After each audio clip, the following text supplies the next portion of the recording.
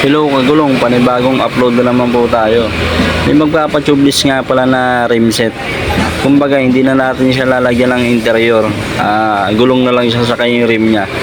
Bali lalagyan na lang natin siya ng sealant para suporta doon. Halimbawa kapag napako yung gulong, bubunutin mo lang yung nakatusok, babaraan na to lang tire sealant.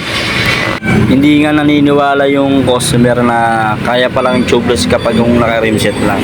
Kasi ang alam niya, ang tinitubeless lang yung naka-mags.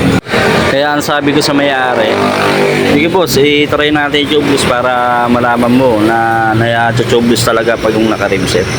Kaya pumayag siya na tubeless namin ng gulong niya. Kaya sa mga gusto mag-try na magpa-tubeless ng rim set, nag-tubeless po kami niyan dito.